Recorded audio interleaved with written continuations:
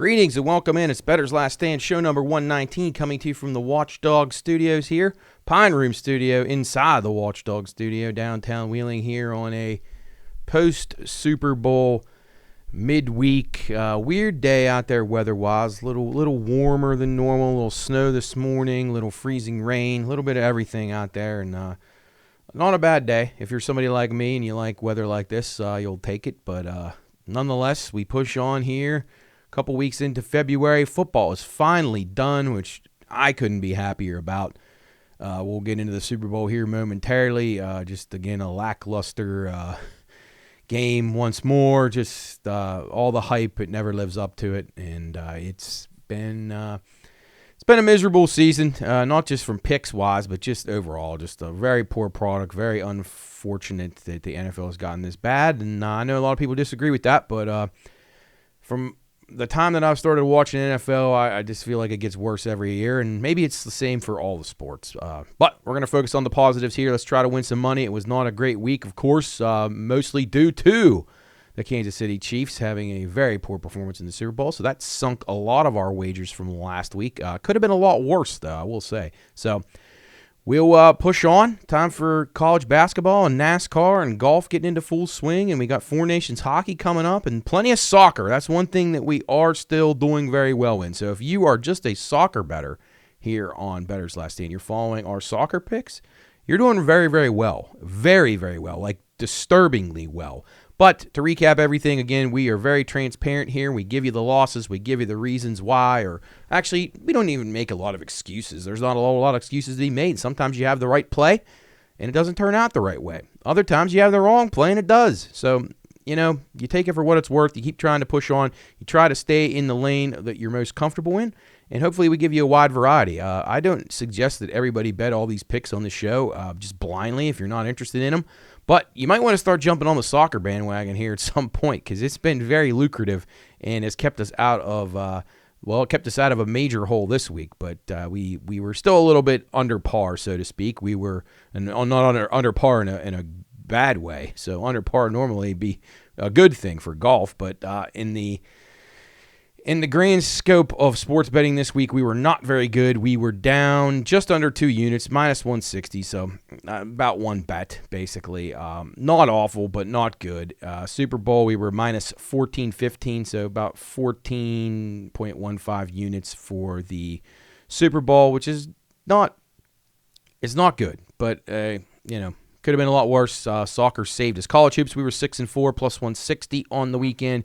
FA Cup last weekend, a staggering performance here for us. If you follow these FA Cup picks, you had a very, very good weekend. We were 11 wins, 0 losses, and 2 pushes up over 14 units. So 14.10 units we were up in those FA Cups. Some outright dog winners. I know we had somebody at plus 360 that won for us. So we had a really, really, really good performance in soccer once again. No Premier League last week, but we're 69, 43, and 3, 61% over the last 6 weeks, 50.95 units up there. And if you add the FA Cup into that, we're up over 65 units in soccer over the last 6 weeks. Really, the FA Cup, like I said, was just over the weekend. So very good performances there. We're 2-1-2 so far in our Champions League with some stuff pending right now. We got one winner in already today.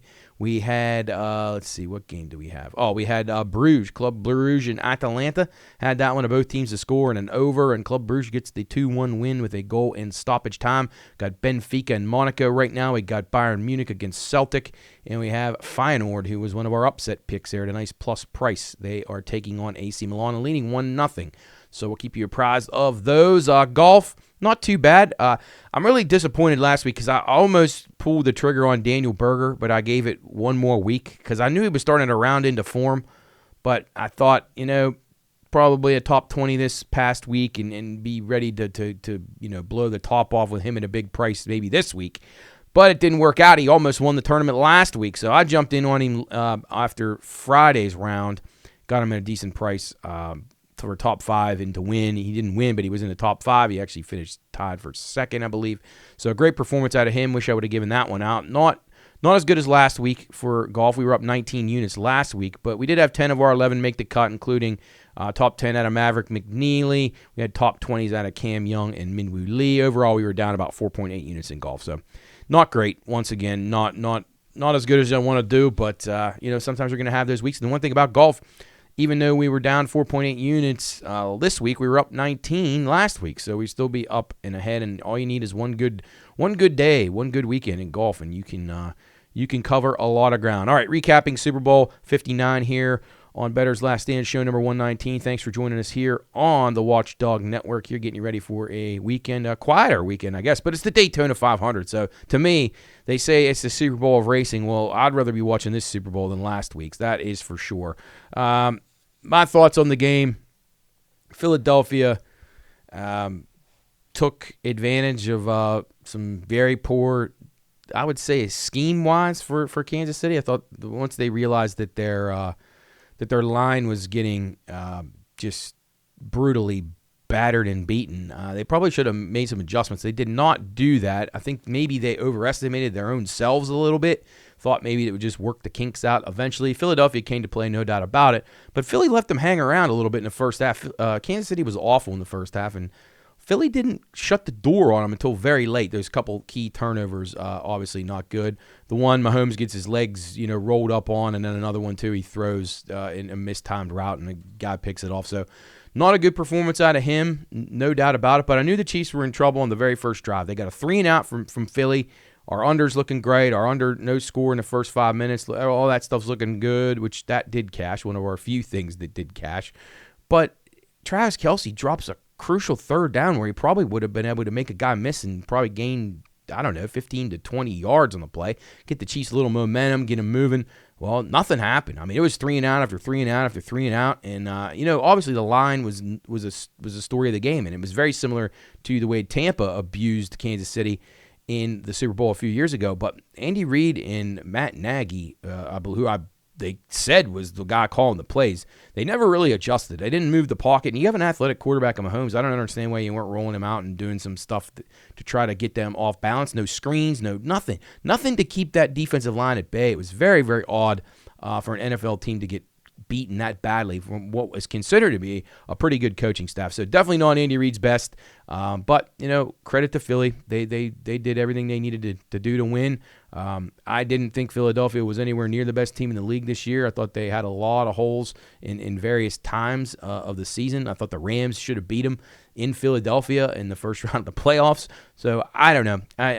Again, you could replay this 50 times and get a bunch of different winners and different outcomes or whatever, but Chiefs weren't ready. They just did not look themselves at all, and I know everybody's happy, says they were overrated and they stink and they're terrible and Mahomes is the worst quarterback to ever play and all that stuff. It's just way, way, way overblown and too much of an overreaction. So Kansas City will be back. I have more confidence they return to the Super Bowl than I do Philly, but we'll see. Line plays what it all comes down to. At high school, at college, at the pro level, if you do not have solid or adequate line play, it doesn't matter what your skilled players are. And Kansas City looked old and tired, and they're probably ready for a break. They played a lot of football over the last couple of years, but no excuses. We were not good in those bets at all. Again, it was negative 14 units here, and a lot of tough ones there. Obviously, none of the MVPs are coming in. None of the scores are coming in. We had the Karloff, the sack. That one come in okay. The no score, and the first 559 was a good one. First half under, we held on there for a point. We did have the field goals over. I didn't expect it to go like that. I thought Butker would be the guy making 3 and 4 field goals, but it was Elliott. So, nonetheless, put the football season to bed. Thank God. Just horrible stuff. Just a really, really bad game. A really bad everything. Just bad all the way around. Just not entertaining at all. But congratulations, Philadelphia, on to a break. No more football talk till July or August, and that can't slow down enough to get here. I don't want it to come. I would prefer that the NFL just folded and college football folded, but I know I sound negative, but this is all-time worst for these products, and I don't know. A lot of people think it's the best. I couldn't disagree more. All right, on to something that is a little bit more positive. Let's talk a little bit of baseball, and we're not going to talk a whole lot about the Pirates, but I do have a bet on the Pirates here for for our futures markets. I posted several futures last week, and actually late January, a couple of weeks ago, MLB early futures, BLS_PRP. You can find all of those. I have the Royals over their win total, the Reds over their win total, the Giants over their win total, the Nationals over their win total, the Twins and Cubs under their win total, Kansas City to win the AL Central, Cincinnati to win the NL Central, and for the Nationals, Reds, and Giants to make the playoffs. So you can find all those up there on BLS_PRP. Pitchers and catchers reported the other day. Things are going on. You're getting a lot of discussions about which guys are ready for spring training, which guys aren't, who's going to be signed late, which guys are coming back from injuries. So a lot to still unpack here before we give our official division predictions and our predictions on the AO and NL pennant. I'll have those probably here in a couple of weeks, but want to see how these teams come together, if there's been any late acquisitions to the roster and so forth. But here's a few things that I thought were interesting and some bets I'm putting on my radar. I'm most likely going to make all these plays, but you just got to cross the T's and dot the I's to be sure you're not missing anything here. So early February add-ons here. Show number 119 for Bettor's Last Stand. NL Central. You can find the exact outcomes here. You could actually pick all 5 teams, what order they'll finish. That's a little bit difficult to do. But we're going to go over the Pirates to finish last in the division. I think they're by far the worst team in this division. I don't even think it's close. The Reds, to me, major upgrade with Terry Francona. He will win them 8 to 10 more games just himself. No doubt about that. He gets more out of his roster than anybody. And if you flipped Shelty with with Terry Francona, I'm sure you would see a vast difference. And I think at plus 230, it makes sense for the Pirates to finish last in that division. Sadly, Paul Skeens is going to probably be victimized by several close losses where he gets beat 2-1 or 1-0, something like that.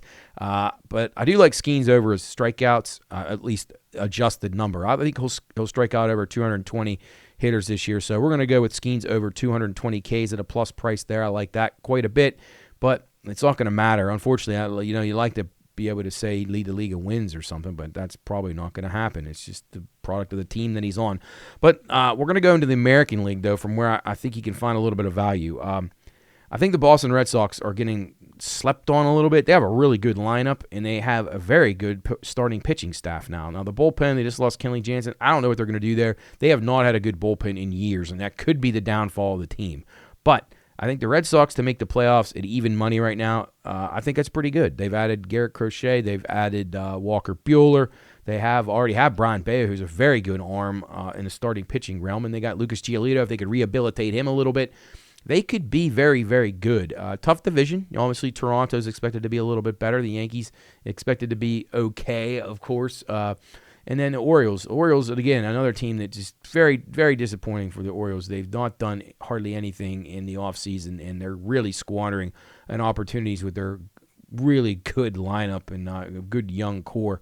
But they just don't have an ace. They let Burns walk, and they're talking about trying to get Dylan Cease in a trade, but I don't know if that's going to happen or not. I would definitely probably try to make that. You got Charlie Morton now as your number one. I mean, Grayson Rodriguez has number one stuff, but he's way inexperienced and is at least 2 or 3 years away from being a number one guy.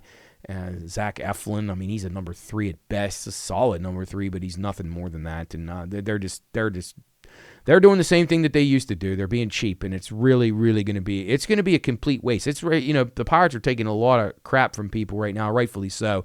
They probably have the worst owner in sports, but right now I thought that the Orioles were going to change direction here when Peter Angelos finally died. That they were going to finally start to spend some money and add. They only need 2 things. You really needed to go out and get 2 legitimate close-down pitchers. Your bullpen should be better this year because you get Bautista back from Tommy John. He missed all of last year. The bullpen will be, although they lost Danny Colon, they're going to be all right in the bullpen. The starting pitching is laughable. It's not a starting staff, and if I'm wrong, I'll be happy to be wrong. But if you're going out with Zach Eflin on opening day, you're not going to do much, and that's just so disappointing. If you would have went out and made a splash and got even if you got Max Fried and you got one other guy, at least it shows you're trying, but they're not, and it's really bothersome. So, 2 teams I like, 2 cheap owners. But we're going to go with another team I like. So, the Red Sox, then anyway, back to the the task at hand is finding winners here on Bettor's Last Stand, and I'm going to the Red Sox here. I think even money for them to make the playoffs. I think they have a very good staff, and I expect big things from Jarren Duran. He is one of the most exciting five-tool dudes you're going to find in Major League Baseball right now. If you're not aware of him, he's the leadoff hitter for the Red Sox, and he can do everything. He can run, he can field, he can hit. He just does everything. He's really good. Doesn't have the home run power of some of these other guys or hit the pretty home runs, but this guy does everything well. Jarren Duran to steal 30 bases, I think, is a really good price. I would take that immediately. And really a long shot to be MVP in the American League. If things worked out and the Red Sox had a really good season, they win 105 games and they win that division somehow, Duran's alive for the MVP at 30-1. He makes everything go. Hitting behind him, Tristan Cassis, who hit, I think, 28, 29 home runs last year.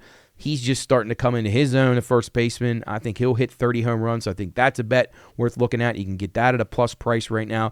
Garrett Crochet to lead the league in wins at 22-1. Again, if things would turn out well and their bullpen is okay, they got a good team. The Red Sox have a good team. So I expect big things out of them. They could win triple figures. Maybe they have the best record in the American League, best record overall at 22-1. That might be a little bit of a stretch. Or Garrett Crochet to have the most amount of wins for a pitcher, 22-1. I think he can do that. I think he can win 17, 18 games with the amount of support he's going to have. I think he can definitely get it done. I thought Cole Reagans for the Royals was also worth a look. The Royals are going to be very good. We tipped them out as a team that we really like. 28-1 on Reagans to lead the league in wins for the Royals, who I think will win the American League Central this year. A couple of other pitcher props here. I thought Michael King for the Padres at 55-1 to lead the league in strikeouts was a tempting number. This guy struck out over 200 last year, and he's just finding himself. He hasn't even scratched the surface of how good he can be. Very similar to Brandon Pfaadt, who was in the World Series a couple of years ago. He was the number 3 guy for the Diamondbacks. Had a pretty solid year last year with good K numbers. And he hasn't even got to his peak yet either. So I think he at 90-1 could be sneaky. And you got to look for guys like that because these young arms, these guys are going to get sneaky opportunities against lineups. Whereas sometimes your older pitchers, they may sit a start or scratch or bump down or whatever, when they're trying to save arm. But these young guys, they're just going to go all out. As long as they're healthy, they're just going to keep firing innings. And I think Michael King at 55-1 and Brandon Pfaadt for the Diamondbacks. Michael King for the Padres, of course, 55-1. Pfaadt for the Diamondbacks at 90-1 to lead the league in Ks. I think both those bets are pretty good. I'll post all these at BLS_PRP, but it's nice to be talking a little bit of baseball. Unfortunately, it was a miserable offseason for the Pirates, and they continue to be just a laughing stock, and it's just disgusting. If you're going out and supporting them, I feel sorry for you, and I would rethink it because this guy is just going to keep stealing your money and giving you nothing in return. So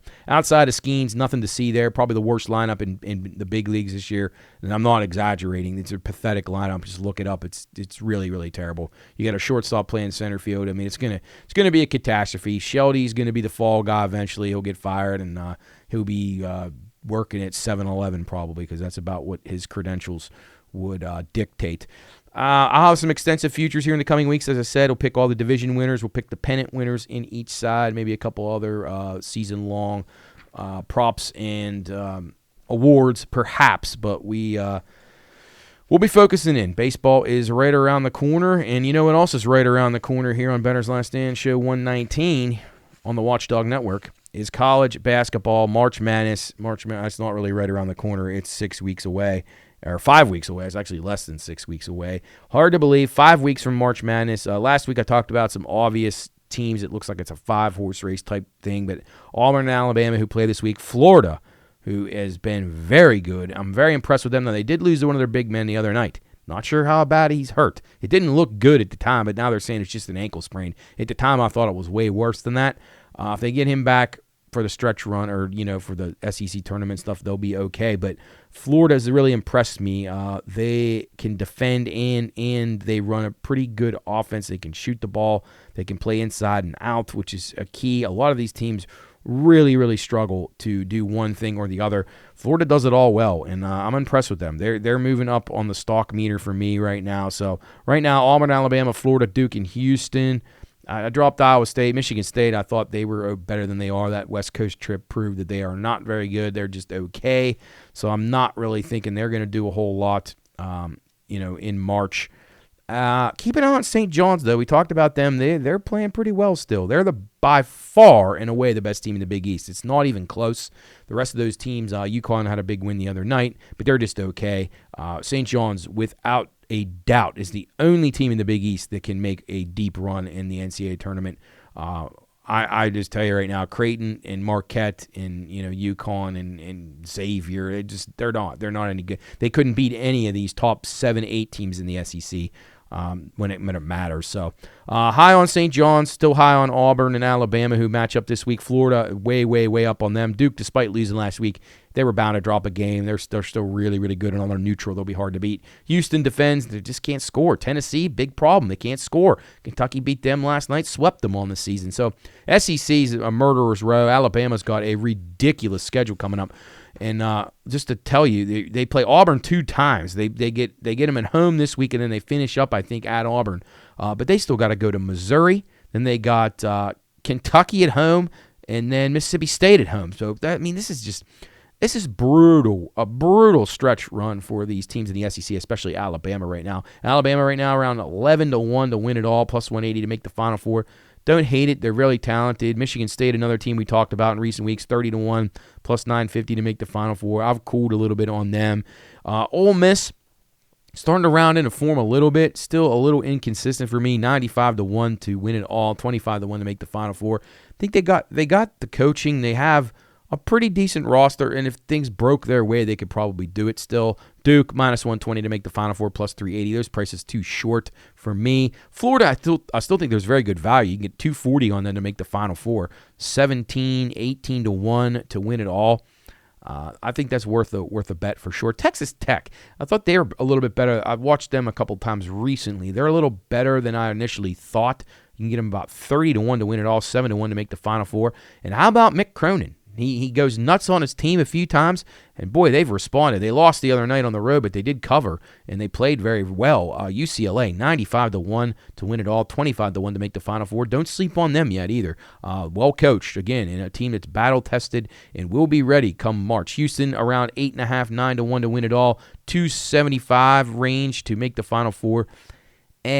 I just don't know if Houston has the offense to be able to do this. I feel like they're going to run into a team one night that shoots really well against them, even though they're good on defense, and they just can't keep up. So that's the problem with them. St. John's, 42-1 to win it all, 650 to make the Final Four. I still think that's worth a look. St. John's, to me, well-coached, very battle-tested. The only thing they can't do is continue to dig themselves holes, because eventually they're not going to be able to get out of it. Auburn, 360 to win it all, minus 110 for the Final Four. Probably the best team top to bottom, but a long way to go. They're probably your most consistent team. Kentucky, 35-1, 9-1 to make the Final Four.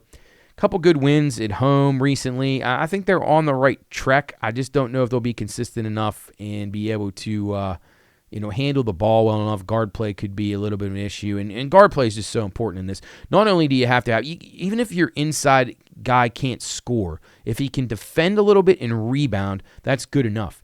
You look at a team like Clemson. They beat North Carolina the other day, just blew them out of the building because North Carolina has zero inside presence. They couldn't stop them. Clemson's going to lay up inside every single time. But Clemson's guards will be their downfall. Yeah, they beat Duke, and they were fired up, and that's a game that you figured Clemson's going to play their very best, and Duke was just due for kind of an off game. Duke still almost beat them, but guard play for Clemson will be an issue. I think Clemson's guards stink, so I don't think they'll go very far. I think a Sweet 16 at best for them.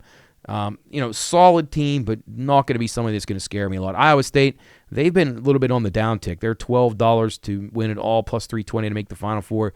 Don't know if I can trust them, especially off their home court. They're a concern. And a team that we talked about him early in the season, Coach Calipari, and he gets a lot of flack for just squandering all these NBA lottery picks and not winning enough in college. But part of the problem is the guys would leave after 1 year. So I think if he would have had more time with them, chances are they probably would have won a little bit more. So that's not all on him. It's a product of the system. And I'm not sitting here sticking up saying he's the best coach there is. But I do think he is a really good impact coach as far as what he does for players in their actual real lives, and I think guys play very hard for him. But Arkansas, to me, is trending in the right direction right now. They seem to be a team that starting to figure a few things out. Are they great? No. Will they beat all these teams on the road in the SEC? No, but they're dangerous enough if they get in there and they would get the right setup that they can make a little bit of a run. 250 to 1 to win it all. I'm not suggesting that they can win it all. That's pretty almost impossible, but they could, make the Elite Eight, and I think they could get a few breaks. Maybe they go to the Final Four, so you get that around 120 to 1, I think, to make the Final Four, which seems ridiculous, but. Arkansas, team to watch out for, at least coming down the stretch, especially in SEC play. A couple plays that I had on the radar for Saturday, and I don't know the numbers on these, so I'm kind of guessing, and I did not have time to go through and make my own on these, so I'm totally just guessing off of my own just mind as far as what I would have these power rated roughly in these areas. It might not even be close. But Tennessee, coming off of a loss against Kentucky the other night, they take on Vanderbilt at home on Saturday. Rivalry game. Vandy beat them the first time by a basket. I imagine this would be around like 7.5, 8.5 Tennessee. If it was anything less than that, I would definitely play it. But I think Tennessee gets them good here. Tennessee bounces back. Tennessee's a team, if they can play adequate on offense, they're going to have a shot. And they went ice cold against Kentucky on the road the other night. Still played an all right game, almost good enough to win. Kentucky played very well. So look for Tennessee on Saturday. Again, I'll post all these at BLS_PRP, but these are games that I'm going to have my eye on for Saturday that I'll put up my final numbers once we get the lines and get to see what the prices are. Also on Saturday, Purdue taking on Wisconsin. Purdue, another team that lost control. They were in total control the other night at Michigan. Couldn't get the job done. I think coming back home here against a pretty decent Wisconsin team. Purdue, probably be a small favorite, 3-4, something like that. Look for the Boilermakers. If they're not laying more than 5, I think they're worth a shot here against Wisconsin to bounce back. And then Arizona. Team had been playing very well. They go on the road the other night. They lose a tough one. They battled hard, but wasn't enough. They got Houston coming to town. I think that maybe they could be live here. Arizona seems they got it kind of figured out. I mean, Tommy Lloyd is not sure how great of a coach he is. They really were bad in the NCAA tournament last year, obviously with that terrible upset. But I think maybe they could be good here at home. Houston, again, struggles to score. So look for Arizona. We'll take a shot with the Wildcats at home. Again, I'll verify all these numbers and post these plays on BLS_PRP for Saturday. All right, rolling along here on Bettor's Last Stand, show number 119, coming to you from the Watchdog Studios in downtown Wheeling here on a nice February day, getting you ready for Daytona 500 weekend. But first, we're going to talk some golf. It's the Genesis Open. Genesis Invitational, as it's formerly called. Playing it at Torrey Pines, the Torrey Pines course number, I think it's the South course in San Diego. So this tournament is normally in the Los Angeles area, and due to the wildfires and just the disrepair right now in the Los Angeles area, they decided to move it down to San Diego. So they just played Torrey Pines a few weeks ago, and now we're coming back for a different event, different setup and things like that. But it's good that they had Torrey Pines nearby to play the Genesis. So we'll see what happens here. Obviously, this is about a day in. If you're listening to this, you already have some play going on. Scheffler is the favorite as usual. And again, I post all my golf plays, BLS_PRP. Post those always on Wednesday night or Thursday morning for you, so you can get them ahead of the airing of the show, and you can get on some of the golf plays throughout the season. So Scheffler the favorite, plus 350. Can't play him. Thought he played just so last week. The only guy at a low price that I would take a shot with at all might be Morikawa. This is his primary putting service. This is what he's best at. He's 14 to 1. I think he could be in contention. I don't love 14 to 1, but it's not terrible. So we're going to go with Colin Morikawa as our lowest price play. Ludwig Aber, who had a meltdown a few weeks ago, I think he may bounce back a little bit here. He's 22-1, could be strong. He's played well here in the past. Hideki Matsuyama also at 22-1, playing really good golf right now. Hard to go off Hideki. He's been a guy that we've been backing quite a bit over the recent weeks. I thought he would get a little harder last week. He was almost able to cash a top 20 for us, but came apart late in the round. Taylor Pendrith at 45-1. We'll take a shot with him. He's had a really good season. Viktor Hovland, this guy has had a lot of problems. He had injuries. He changed clubs. He went from probably being one of the maybe the best player in the world to a player that's really struggled to find his form. So I think he's starting to come back into it a little bit, very similar to Daniel Berger in a sense, although Hovland's turnaround hasn't taken as long as Berger's, which has been a couple of years now. But Hovland at 60-1, I think worth a shot. We're going to take a crack with Viktor to get back into form and contend here at the Genesis Invitational. Will Zalatoris, another guy we've been touting over the recent weeks whose form is coming back. He was a guy that was in contention for several majors a few years ago and had some injuries of his own. And when you have injuries, especially to your wrist areas, and some of these guys have the knee injuries, and it's really hard to come back. It's just amazing how one little thing in your swing can screw everything up. So Zalatoris on the right track at 45-1. We'll take a shot with him. Also like Daniel Berger, as I said, I wish I would have given him out last week. I wanted to wait one more week to see if he was continuing on the form that I thought he was on. He's 80-1 this week. That's still a very good price. He contended last week, and I expect him to be in the top 20 again this week, so long as he hasn't hit the wall where he's kind of tired from playing a lot more golf than he has over the recent months. Adam Scott, 80-1. He's been very solid, just a top 20 machine. He should be in contention, at least for the top 20s, top 10s. Without a doubt. Justin Rose, our go-to man. He's 120-1, playing good golf. Could have won a couple of weeks ago at Pebble Beach. So we'll go with Rosie at 121. And then Gary Woodland. Heard him tipped by a couple of people this week.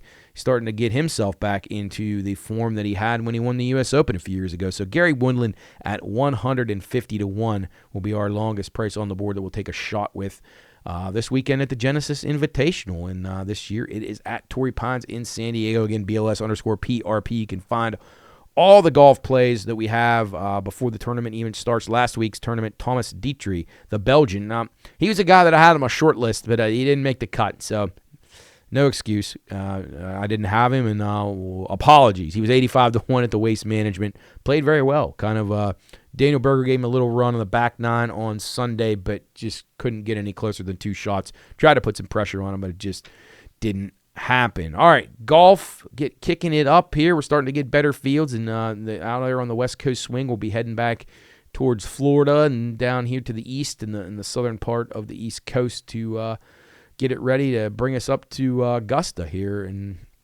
not all that long. So we'll be happy to talk about that stuff as it approaches, no doubt about it. But we got NASCAR. It's the Super Bowl of auto racing, the Daytona 500 this week at Daytona International Speedway.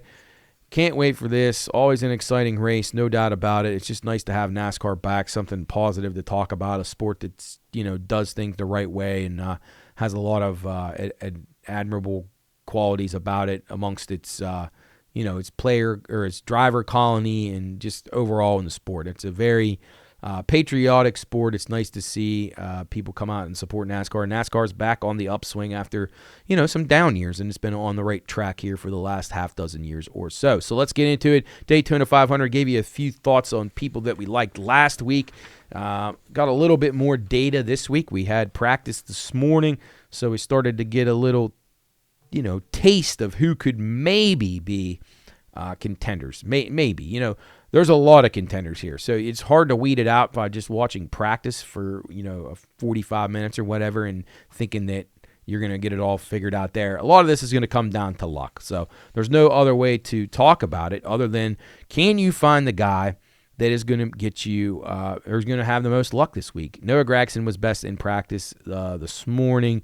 Kyle Larson was pretty fast. I think he was third, and you had Eric Jones was second, and you can't put too much stock into this. The way that I look at this when I'm looking at these super speedway races, meaning Daytona, Talladega, whose number is going to get pulled is basically for the good or the bad, because you have a situation where you're in close quarters, you're going to get collected in these wrecks, things are going to go wrong for you from time to time. how many times in a row can it happen? And if you keep finishing out of that crash, if you survive it and you miss the crash, this race, Talladega, then the Coke Zero in Daytona in the summer, if you miss all the wrecks there, you're bound to get collected in the next one. So I went back and looked at some of the racers who had bad luck last year at Daytona at both times, and those are guys that I'm going to focus on a little bit more here. Tyler Reddick, he was a guy I'm very high on. I'm very high on him this week and this season. He crashed in both races. He led 24 laps in the Daytona 500. He didn't lead in the race in August, but he did crash. So there's 2 times Tyler Reddick had a very good car, and he was collected in a wreck. Ryan Blaney also 2 times last year. He led 12 laps in the 500. He didn't lead any in the August race, but he had a very good car. He was up in the top pack most of the race until he got crashed out. So Reddick, Blaney right away. Joey Logano, defending series champion. He led 9 laps in the 500, and then he crashed. And he led 34 laps in the race in August, and he crashed. So is Joey Logano due to get a little bit of luck? It's been my experience in tracking NASCAR for several years, several decades really, is sometimes your luck, it's just your luck. Like, how many times are you going to test your luck out there racing at 200 plus miles an hour, an inch away from a guy? You're not always going to get lucky and miss it, but you're not always going to get collected either. So I like to play guys who have just wrecked back-to-back times in a track like this, because they're bound to then get, it's a law of averages, they're eventually going to come through unscathed. So those are 3 guys right off the bat to look at. Daniel Suarez, another one. Suarez led a couple of laps at the 500, and he had that massive fire on his car.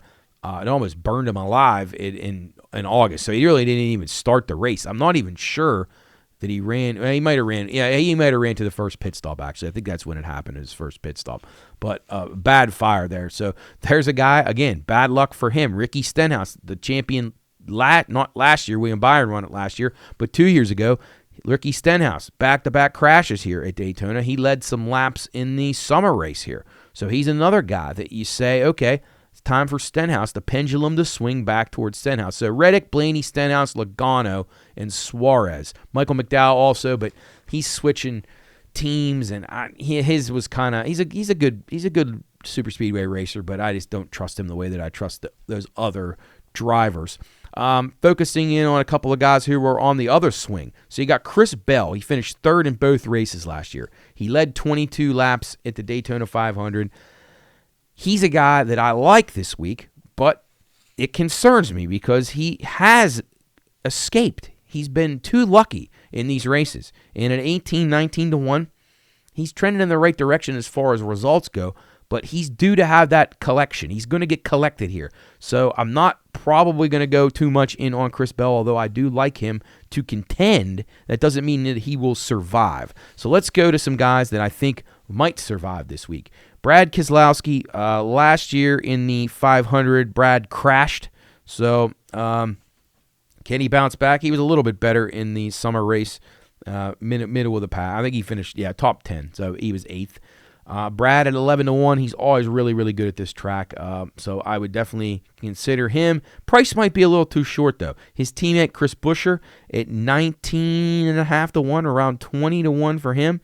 He didn't have an overly great season at these big tracks like he had the year prior. He was 10th in the summer race, and then he was 18th a year ago at the 500. So I don't know if I love Buescher, but the price to me is pretty good for him, so I would take a shot with him at 20 to 1. Tyler Reddick, who I said before, I like him a lot at 16 to 1. I think he's very live in this race. He won at Talladega last year. He's got the 2311 has, good super speedway setup. They got Denny Hamlin to learn from. Bubba Wallace is pretty good at these tracks, and I think that Reddick will be in contention. Austin Cindric won the race a couple of years ago. Hasn't really done much at Daytona, but he's always in the mix. So he's another guy that I think maybe, just maybe, the luck's starting to swing back his way. Wasn't his best finish last year, but he wasn't terrible. So Cindric, to me, was a guy worth looking at. I believe he was 18th in the summer race And let's see, I don't see him on my sheet for some reason. I don't see him for the 500 last year. Oh, there he was, 22nd. So not good. So maybe the pendulum's swinging for him. 19.5, 20-1 on Cindric. Think it's worth a shot. Todd Gilliland ran really well here, got collected in a big wreck. He led 16 laps. He had a car good enough to win this race. He's 20-1. I like him again. We'll fire away with Todd Gilliland. So those are my top tier guys. Some other guys, though, that I think are worth a shot. Ryan Preece, I talk about him every year. He's upgraded his team. I think he's got a real shot at around 40-1 to be in contention here. Noah Gragson. This guy I'm high on for the season. He's a little bit out there mentally, but very talented racer. He was fast today. He's 37-1. I like what I'm seeing out of him in the offseason, and I think he's starting to get himself together. Chase Briscoe. I will tell you this. Chase Briscoe is now in the Martin Truex number 19 car. Truex retiring, of course. He will be in this race, but he's not going to run the full schedule. And Briscoe inherits a really, really good race team here for Joe Gibbs Racing. I think he is going to be a massive contender in a lot of races this year with great equipment under him. And I look for Chase Briscoe to make a major jump and potentially even have a shot of winning the Daytona 500 this week at 27-1. Justin Haley, always good on the super speedways. He's 45-1. I like his chances to be in the top 10, top 15 at least in this race, and right around the end to have a shot of winning. Corey LaJoie, who's running only a partial schedule, he's 70-1. He always is in the mix here. Great average finish. He ran pretty well at practice today, so look for Corey LaJoie at a big number. And then John Hunter Nemechek, kind of under the radar guy here. He's had sneaky good results at these super speedways. So John Hunter Nemechek, 71-1 for him. I think he could maybe be a top 10 car this weekend. So those are the guys that I'm leaning towards. I would not recommend playing guys at short prices. This race could prove that it proves each and every year that a big price can win it, and you're not going to get the value on your Denny Hamlins and your Logano's. And even though I talk Logano up and Ryan Blaney and these guys are due for good finishes. Chase Elliott at 13. It's just a little too short for me. You got Ross Chastain at 22-1. Alex Bowman, 22-1. Can't talk you off of either one of those guys because, Alex Bowman was right there. He finished second last year to his teammate, had a car good enough to win. Can his luck continue? I don't know. So anyway, I'm going to go with, if I have to make a top play here, and that's what we try to do. And remember, the Daytona 500 has had not just the 500, the last 8 races at Daytona International Speedway, the 4 summer races and then the 4 500s. The last 8 races have had 8 different winners. So that ought to tell you that somebody new is in line to take it down this year. And I think Tyler Reddick is the guy. I would say Tyler Reddick and Chase Briscoe are my top selections for the Daytona 500 this week. I think both guys right in the mix to the very end, but we're going to go with Reddick as our official pick here on Bettor's Last Stand, show number 119 here on the Watchdog Network, getting you ready for Daytona 500 weekend here. Obviously, Mountaineers basketball will have all 5 OVAC boys games here on the Watchdog Network tomorrow for you. So watchdognetwork.com is where you want to be. All 5 classifications of the OVAC boys championship games tomorrow, and you'll want to be on watchdognetwork.com all day long from 10 a.m. to 6 p.m. Don't want to go anywhere. Have that Watchdog on your mobile device or in your car, wherever you're going to be, have the watchdognetwork.com with you. All right, let's talk a little bit about NASCAR Cup Series championships this year. So 2025, obviously, more and more of this each year, more and more racers have a shot on winning this thing. And yeah, you have Kevin Harvick retired 2 years ago, Martin Truex, past champion, retired this past year. So some of these guys are getting a little bit old. You got Kyle Busch still fighting it out. Will he bounce back this year? I don't know. I seem like he might be starting to lose a touch. But Stewart-Haas is no longer a team, so you got some shakeups from that point of view. As I mentioned, I'm very high on Chase Briscoe this year. He's 18-1 to win the championship for Joe Gibbs Racing in Martin Truex's old car. I'm not certain that he'll be able to win it. But I do believe he'll be a playoff car, and I do think he's probably going to advance a couple of rounds into the playoffs. But guys that I'm interested in, Tyler Reddick, as I said before, he's about 9-1. I like him. I like Chase Elliott to bounce back again.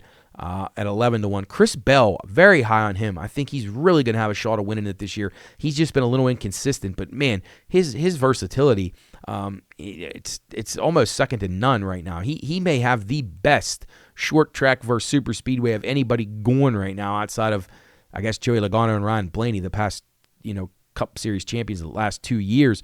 Kyle Larson, who's the favorite, he's just not great at the super speedway, so I think that holds him back a little bit. But, worthy favorite. He won the most races last year. But Bell at 5.5, 6-1, really going to be tough this year. I want to pick him, but I don't love the price. So we're going to go with Reddick and Chase Elliott at 8.5-1 and 11-1, and then Briscoe as my long shot. I also think Brad Keselowski at 28-1. He improved quite a bit for RFK last year. The wins weren't there, but the consistency was. The prior year was inconsistent. So I think this year he puts it both together, and he makes a strong push to be at least in the Final Four for the playoffs this season. Future bets. Now, NASCAR's added a bunch of markets here in recent years, which is pretty exciting. So these, a few years ago, didn't have this stuff. Ty Gibbs over a half a win. I think he absolutely gets into victory lane this year. He was knocking on the door so many times last year, and we kept waiting for him to get there. Just couldn't get it done. But Ty Gibbs over a half a win, absolutely on that one at -160. Chase Briscoe over a half a win at -135. He will be in victory lane for sure one time this year. Shane Van Gisbergen is going to run a full circuit this year for Trackhouse, and Trackhouse wasn't very good last year. Suarez won, Chastain didn't. They were a little off. Will they bounce back? Are they a good team? Yeah, they're a good team. They are. They're not bad. But I think Van Gisbergen at 1.5 wins, I think he may get one. He might get one on a road course, a street course, but this is the big leagues now. And, you're not coming in here unknown and going to sneak up on guys now. So that's not going to happen. So I like him under the 1.5. I think he might win a race, but I don't think he'll win two. +110 on the under for Shane Van Gisbergen. Austin Cindric over a half a win. So I think he gets into victory lane at +110. All he needs to do is win one race. Austin Cindric, another guy, very versatile. He's very good on the super speedways, and he's very good on road courses. So there's two distinct types of tracks. There's a ton of road course tracks this year, and Cindric will be live in all those, and he will be live at Daytona and Talladega and the super speedways, Atlanta as well. So Austin Cindric gets into victory lane once this year for sure. Brad Keselowski over 1.5 victories at +115. We're going to go with Brad. I think he wins at least 2, probably 3 this year. Again, Brad, really, really good at your intermediates, really good on your short tracks, and really good on your super speedways. The only black mark for Brad would be maybe road courses, and I'm sure he's continuing to battle, but he's just never been great on road courses. Joey Logano over 2.5 wins. I think he'll get 3 again. He's just too talented not to. Again, a car that can win on all types of tracks. 2.5 wins for Logano. Very good at strategy, and I think he gets there. That's at -115. Top 4s for the championship. These are guys that will make the championship top 4, meaning in the final race. Going to go Chase Elliott at +225, Brad Keselowski at 6-1, and Tyler Reddick at +$2. He is one of our picks to win it all. He and Chase Elliott are my co-picks to take down the championship this year. So they're going to be the two that I'm focusing in on my bets for NASCAR season-long wagering. So that's our summary of the Daytona 500. I'll have all these picks posted again at BLS_PRP on X, getting you ready for the Great American Race. It's just a couple days away here for you, so hopefully you enjoy that as much as we do. Hopefully the weather will be good and we see some really good racing down at Daytona International Speedway. Rolling along here, Bettor's Last Stand show number 119 here on the Watchdog Network from the Pine Room Studios down here in downtown Wheeling. Again, getting you ready for OVAC boys basketball action all day tomorrow, 10 a.m. till 6 p.m. Actually, it'll go past 6 p.m., but those are the tip times, so you'll probably be going into the 8 o'clock hour for that one. So it's good to be focusing on hoops, but now we got NASCAR and golf and, of course, soccer to round out the show. A couple things going on in the world of bad beats here on Bettor's Last Stand. I didn't talk about these in the first portion of the program when we're talking Super Bowl, but our bad beats this week, if you had Jahan Dotson for the first touchdown score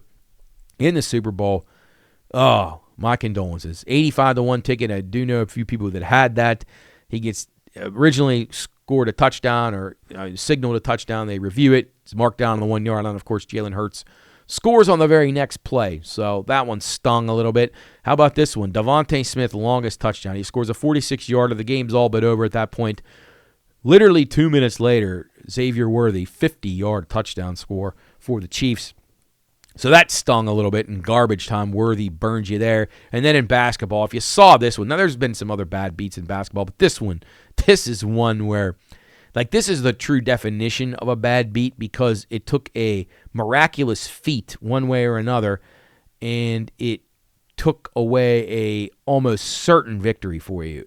And those are what, constitutes a bad beat to me. It's not some of these other silly things where 15 different things happen in a 10-minute stretch. But this one in basketball is a bad one. Michigan, -3.5. They're at Indiana. They're winning the game 70-64. They hit a couple free throws to pretty much ice the game. You're given 3.5 on the road. You're up 6. There's 2.3 seconds left when Indiana inbounds the ball after the made free throw from the Wolverines. The Indiana kid takes a couple of dribbles and shoots a 75-footer, basically just, whatever. I'm just going to whip it up, and it goes in. 70-67 final. Indiana covers the 3.5. If you had Michigan, I'm sure you wanted to break your television, and I don't blame you. That was a really, really bad beat there. A 75-footer. I mean, he just whipped it up in the air. That's just something you do in the gym when you're jerking around with your teammates. Like, it's not something that you expect to be made at a high percentage, and poof, goes right in, covers the spread. If you had Indiana, congratulations, you had to be pretty happy. So those were some of the tougher beats this week. You can find miserable beats out there in every sport, whether it's tennis, golf, soccer, everything. They're all around you. Just all you can do is grind it out and then move on to the next one. New York reports a U.S. record $2.48 billion in mobile wagering for the month of January. Wow, just absolutely amazing. And that doesn't even count the Super Bowl. So we'll see what February looks like for them, and then we'll see what March Madness looks like for them. They got $247 million in revenue during that month as well. So $2.48 billion in, $247 million in profit. Wow, pretty strong month there. Nevada books won $22.1 million off of Super Bowl 59, the most ever in the state. However, the handle was down 20.5%, just $151.6 million. So poor attendance there. So it's very interesting. A lot of the properties reported low numbers in actual turnout in ticket count in person, while the mobile apps are where it has been picked up, obviously, as you look at New York with the $2.48 billion in mobile. So people aren't going out to the Strip and spending all this money when they can just go to a local bar or a closer book to their home and bet on their apps. So that's a trend that is really interesting there. We'll see what the numbers are like in March Madness for people out in Nevada. BetMGM says the Super Bowl was its single biggest game result in history, and they came out on the right side of it. So lots of Chiefs money, it looked like, and Chiefs and under from some sharp bettors at BetMGM. It did not work out well for us here as well, too. FanDuel took multiple exact score bets for the Eagles to win the game 40-22 at 500-1. The biggest being $50, paid $25,000. Well done to those bettors there. That is incredibly impressive. FanDuel also reported a peak number of nearly 70,000 bets per minute at one point on Sunday leading up to Super Bowl 59. 70,000 bets per minute, and dropped a handle of $16.6 million, a 19% increase from last year. So you're seeing the traffic on the apps is going through the roof. The in-person ticket writing and people walking in and doing these and traveling out west to do it is just dying off. People would rather gamble the money they have on their apps than they would spend, take money out of their pocket that they would gamble with, spending it on hotels and room and flights and all that stuff.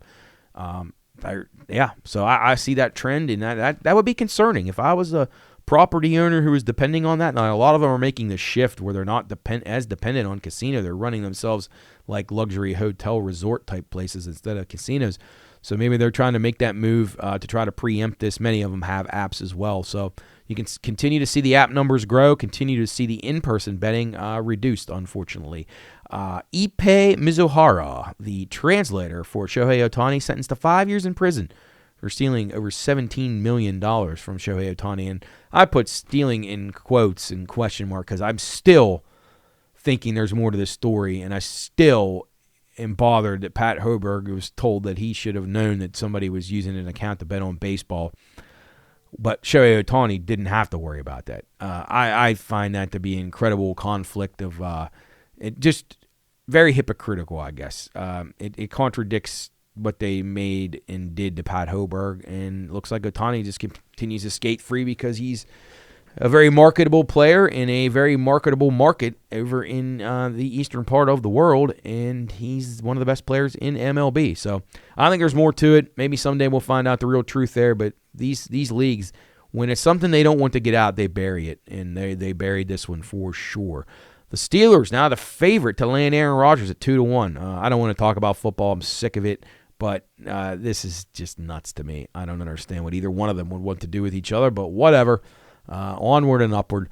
Most bet Super Bowl props. How about these? All these ones that were bet through the roof. And the only thing that saved a real bloodbath in some places, myself included, were Saquon Barkley over 111 yards rushing. That was a loss. Dallas Goedert, 48.5 receiving yards. Loss. Kelsey over 60.5 receiving yards. Loss. Barkley to score a touchdown. Loss. Devontae Smith over 4.5 receptions. He only had 4. Loss. So there's your top 5 props across the board. The consensus props for players, and all of them lost. So that was the saving grace for many books, like I said, as mine, that Barkley didn't score a touchdown, or it would have been even worse than it was already. But again, we closed the door on another football season. Thank goodness it's all over with. We have several months of peace and freedom, so we had to start talking about the misery of training camps and 20-team playoffs and all this other stuff, 20-game schedule in the NFL.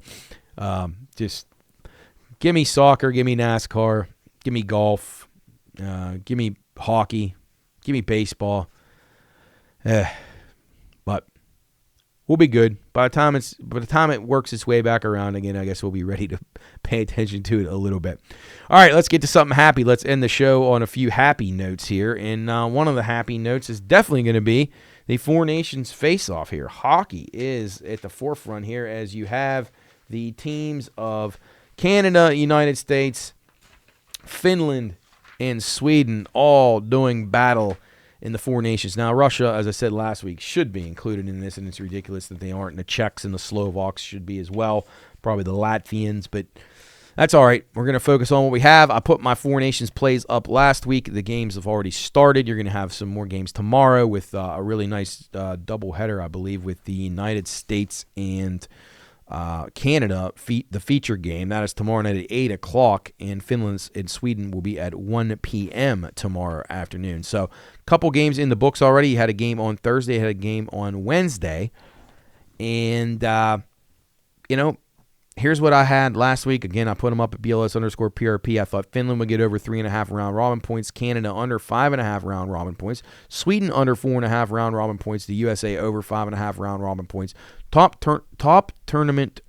point scorer in the tournament. Jeez, tongue twister there. Patrick Laine. I think he gets it done at 40-1. I like his upside there. Been playing very, very well for Montreal. I also think he's the top point scorer for Finland, obviously, at 40-1. Actually, he wouldn't be 40-1. I had that written down wrong. To score on his own team, it's not going to be 40 if he's the tournament high scorer at 40-1. Canada's top scorer, I think, Cale Makar. He'll be running that power play. I think he'll be on the ice a ton for them, so we'll go with him at 9-1. Sweden, Mika Zibanejad, he's probably going to be the first-line center, and he's going to quarterback the power play, and he's really good on the power play at 20-1 for the Swedes. I think he will be an imperative part of them being successful in this tournament. And Kyle Connor for the United States, I think he's going to be a dangerous player for the USA. So those were the bets that we had. I'll post anything else that I like throughout the tournament. I'm also going to post these ones for tomorrow. I'm going to take Finland. I'm going to take Finland plus a goal and a half. I think they hang with Sweden. This is a big rivalry match. I also like the game under 5.5. I think it's a low-scoring affair, probably a 3-2. Hopefully it's a 3-2 that we can cover, or we can win the game outright at plus 145. The 8 o'clock game, USA versus Canada. I think USA is just a little bit better than Canada. Again, Connor Hellebuck, who I'm not a fan of.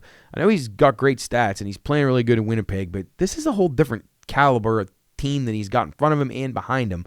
I would be a little concerned, and as we said last week, he fell apart against the Avalanche in a playoff series last year. It was horrible. Like, he had the yips. Like, he couldn't stop anything. So I would be very worried about him in a high-pressure game like this. So I think the over definitely in play there, over 5.5. I think there'll be goals in this game. But I do think the USA is a little bit better top to bottom than Canada, and I think they find a way to get it done. This is their golden generation. This is their chance to take a stranglehold on the world of hockey, win this tournament, win the Olympic gold next year, and then it's the USA that everybody's trying to catch, because Canada definitely has some deficiencies in the net, although I think Aiden Hill's pretty decent, and he's a big game goalie. He won a Stanley Cup. I think he can get the job done, but they're going to go with Binnington, who won a Stanley Cup also, but has not been in as good of form over the last 3 or 4 seasons. So curious decision with Canada. Will he remain the goalie throughout? I don't know. But I think USA and over in their game, and Finland and under in the 2 games on Saturday. Monday's games, a lot of it will depend on what is needed in this situation. Again, I would play the Finns. I just like their style. I like their camaraderie, their team chemistry. And the Swedes, I think, will be very tricky for the United States, especially if the United States are able to beat Canada. I think you could see a major letdown spot here. That's the thing that USA and Canada have got to combat that the other 2 teams don't, but they really do. It's just because this has taken place in North America, people say, oh, well, USA and Canada, they're only going to be worried about each other. Well, Finland and Sweden, obviously geographically, they're massive rivals. So they are going to want to beat each other, but there's a chip on the shoulder of both of these Scandinavian countries because everybody's just assuming this is going to be USA and Canada in the final. I'm not so sure.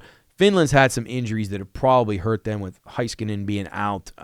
That's just a massive loss. They also lost Rasmus Dahlin. I think it was Rasmus Dahlin.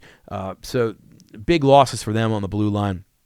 Not sure they can overcome it, but I like the way that they're coached. I like the style they play. Their top 6 is the best that they've ever had in Finnish history. Same with Sweden. Sweden's got good players. I think they have a couple lockdown defense pairs too. And if Erik Karlsson can play better than he has for the Penguins, they're going to be a problem. So I like the dogs in these tournaments like this. I think Sweden and Finland are both pesky, and I think they can hang around and see if it's enough. But getting off to a good start, obviously very important at the 4 Nations face-off here in Montreal and in Boston over the next 2 weeks. So, again, BLS_PRP, I'll have all the plays there. Should be good hockey action. Tune in tomorrow for 2 good games. I think the first game is on ABC at 1 o'clock, second game at 8 o'clock on ABC. All right, finishing it up with football, of course. The round kind of football, the good kind of football. We're done with that American pigskin crap, and we're going on to the round ball stuff that we've been red hot in. Of course, we were down about 1.6 units overall last week, but 11-0-2 in our FA Cup soccer last week. We were up 14 units. Very good. EPL 64-43-3 run over the last 6 weeks. We're up 50.1 or 50.95 units, so almost 51 units. Soccer overall, we're up over 65 units over the last 6 weeks. Really good. I don't know how it keeps up. We did very well yesterday. Actually, not great. 2-1-2. So we had 2 pushes, 2 wins, and 1 loss in the Champions League. We have some games going on right now, so we'll mark those to the tally for next week. But focusing in on the Premier League, which is back after a weekend off of FA Cup matchups, and we'll talk the Champions League knockout stage leg number 2. So these teams all play each other once, and then they all play each other at the reverse fixture next week at whoever the road team was this time will be the home team next week. So we'll sort that all out. I'll have those plays. The pricing's not out for those, as those games are just finishing right now. But we'll have those picks up for you, BLS_PRP. Let's talk about the Premier League, though. We're back at it, and it's good to have it back. Saturday morning, Arsenal and Leicester City. This is a 7:30 a.m. kickoff. Arsenal minus 340. The total 3 is 3 even right now. So I do think that Leicester is way overmatched here. But Arsenal just lost Kai Havertz, one of their better attacking players. He is out for the season. Looks like he tore his hamstring at training the other day. They've won the last 6 in this series. I don't think they'll lose to Leicester here, but I do like under 3. I think Arsenal has really got to watch its bodies now because they've got some injuries. They lose Havertz. That really hurts their depth. And they're in the Champions League right now. They're in the FA Cup. They have a lot of things to juggle here, and I don't think you're going to see them maxing out to try to beat Leicester City. So I think this is a low-scoring game. I'm going to go under the 3. 3 of the last 4 have went under while the Gunners were at Leicester. So under 3 in Arsenal and Leicester. Newcastle at Manchester City.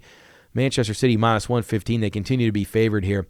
I have to take umbrage with this. This is way, way mispriced in my opinion. Now, Manchester City just blew a game. Now, a game that Real Madrid was the better team the whole day, and City probably had a goal that should have been called back on offsides. Mysteriously, it didn't. So Haaland got his first, and then he scored a second on a penalty, which shouldn't even have been a penalty. And second of all, the foul occurred outside of the box, so if it was going to be anything, it should have just been a free kick. And both times it went Manchester City's way. Well, guess what? They blew a 2-1 lead with about 5 minutes to go in the match. Just inexcusable, just demoralizing. But Real Madrid, a much better team there. But back to the task in hand here in the English Premier League for the weekend. Manchester City should not be this type of favorite at home against a really tough Newcastle team who's been playing very well. Newcastle at plus 265. I think they go in and pound Manchester City here, beat them by at least a goal. I think they'll beat them by 2. I think Manchester City, I don't think they can even play any of their key players in this match, because if they're going to stay in the Champions League, they have to win at Real Madrid next Wednesday. And this is not going to be something that's going to be easy to recover from, a game against Newcastle, because Newcastle, a very pressure-packed team. This is not going to be an easy match. So I think if you see their players play, I don't think it's going to be for very long. I don't think you can play Kevin De Bruyne and Haaland and some of these guys through the entire Foden. I don't think you'll be able to play them the whole match, because you can't have them worn out, because you have no chance on the road at the Bernabeu if you don't have fresh legs, and I don't like it. But I like Newcastle. I think they rout Manchester City here. And I like the game over as well. I think this has something along the lines of a 4-1 Newcastle feel to it, maybe even like 5-2. I think this could be a bloodbath for City, and maybe the final nail in their coffin for the season. Nottingham Forest at Fulham. Fulham plus 115, a small favorite there. Forest plus 240. This game may be a draw. I don't know. Fulham pretty good at Craven Cottage. I think both teams will score in this game, and I like the game over 2.5. The home team has won 3 out of 4, so that makes me lean towards Fulham. Again, they're pretty good at the Cottage, so lean to Fulham. Both teams to score, though, and over the 2.5. Ipswich at Aston Villa. Aston Villa minus 250, $6 on Ipswich. Ipswich get a win in the FA Cup last week. Big step up in class here at Aston Villa. 3 of the last 4 between these two have went over. I think Villa wins this one easily. We're going to play them on the Asian handicap plus or minus 1.5, minus 1.75, something along that. I think they'll win by at least 2 goals. Brentford at West Ham, a London derby. This one's a tricky one. West Ham has not been good. Brentford at plus 180 to me seems like a great play here. But both these teams, I mean, you just don't know where you're going to get in a rivalry match like this. So I'm going to go with Brentford on the road, plus 180. I think they definitely score. But West Ham has struggled to score goals, so I'm not going to go the over here. I think Brentford is the side there at a good plus 180 price. Bournemouth at Southampton. Bournemouth minus 185, plus 450 on Southampton. The total 3. I like goals here. Bournemouth's been playing awesome. They had another nice win over the weekend in the FA Cup. They've won the last 3 in the series. I'm going to go with Bournemouth on the Asian handicap. I think they win the game by at least 2 goals. We'll go over the 3 as well. Southampton may get 1 in. This game could be 3-4-1 in favor of Bournemouth. Everton and Crystal Palace. Now, Everton and Liverpool just played the Merseyside Derby, which is one of the most intense rivalry matches in English football. They had like a frost issue or something, and the field, they said, was unplayable a few weeks ago. So they postponed it. Liverpool obviously had a bye in the Champions League, so they were able to fit it in. So they played today to a 2-2 draw. It's just a taxing game for both teams, emotionally draining game. So Everton goes to Crystal Palace here. I do think Everton can score a goal here, and they played a lot better under David Moyes. They were in the game today, and they played pretty well. I would lean Palace here, but I think both teams score. But I also like this game under a tad just because I don't know what kind of legs Everton's going to have. Small lean to Palace, but I don't love the minus 105 there. I think if I got to get a plus price on Palace, I would have been in on them, but I'm not going to take them at that. Everton's played good enough. This could be a draw. So we'll go with both teams to score and a lean to the under in Everton at Crystal Palace. And then Liverpool plays their game on Sunday morning against Wolves, again coming off of the Merseyside derby, probably going to be a little exhausted, and they have to start focusing on Champions League, not this coming week, but in the following weeks. So shouldn't be too much of a problem for them as far as personnel goes. Wolves have been outscored 14-1 in their last 6 matches at Anfield. So I do think Liverpool is good enough, even with reserves, to win this game. I like under 3.5, though. I think this is like a 2-0, maybe a 2-1 Liverpool win. I think they probably gear it down a little bit, but take care of business. So we'll go under 3.5 in a lean to Liverpool in that one. Manchester United at Tottenham, the finale of the weekend, 11:30 a.m. on Sunday. Tottenham plus 145 favorite. United plus 160, 275 on the draw. Draw might be in the cards here. 4 of the last 5 over in this fixture. I like both teams to score. Again, we talked about Tottenham. They're an impossible team to figure out, and they're an impossible team to bet under, although they did come in under the last time they played, which hurt us. There's only 2 goals in the game. But I do like over 3 here. United very sloppy at the back. Tottenham will press and try to score, and they could get beat on the counterattack as well by Manchester United or from a set piece. So we're definitely going with both teams to score and over the 3 in Spurs and Manchester United. All right, that'll do it for the Premier League. Again, I'll have my Champions League plays for Leg 2. This is when, all the marbles. This is for everything next week. And a lot of close, tight ties here. So not too many teams other than, I think, PSG has it to the point where they can coast to victory. A lot of 2-1 and a lot of tight 1-goal fixtures in the first leg. So the second leg should be very entertaining, and we'll have those picks on BLS_PRP and get you ready for another exciting week of Champions League football. American football's done, but hey, right around the corner, you got March Madness. You even got Australian rules football coming up in a few weeks. Man, I can't wait for that. That's almost more exciting to me than March Madness. But we'll focus on the task at hand. Pitchers and catchers are here. We gave you some baseball plays today that we added to our portfolio for baseball season. We'll talk more MLB in the coming weeks, more basketball and golf, NASCAR, hockey, and, of course, soccer, getting you ready for a interesting close to the winter season, pushing you into spring and getting you ready for Kentucky Derby and horse racing right around the corner. All that stuff will be coming upon us here before you know it. But that's going to do it for us here on Bettor's Last Stand, show number 119 from the Watchdog Studios here in downtown Wheeling, getting you ready for a full weekend of action here on the Watchdog Network. West Virginia dropped a tough one. I didn't talk about that in our college basketball portion of the program, but West Virginia, bad loss last night, I thought, to BYU at home. Now, BYU's not a bad team, but the Mountaineers led that game. It was a close game throughout, up and down, but the Mountaineers really just let it get away in the last couple of minutes of the game, and I think that's a game that they're probably going to regret losing because they got to start to bank some wins here. They're at Baylor on Saturday, 2 o'clock. You can hear that one right here on the Watchdog Network on WKKX and WVOY. And if you're looking for those OVAC streams, those will be at watchdognetwork.com. Again, all 5 games from the OVAC Boys Championship games over at OU Eastern. That'll be coming your way tomorrow starting at 10 a.m. Our guys will be on the call along with Coach Heinerman and Ross throughout the day, so stay tuned for those tomorrow. Enjoy the Four Nations hockey, enjoy the soccer, enjoy the Daytona 500, the golf, and all the college hoops all weekend long here. So best of luck in your wagers, and we will see you next week for show number 120 on Bettor's Last Stand here on the Watchdog Network. Have a great weekend, everybody.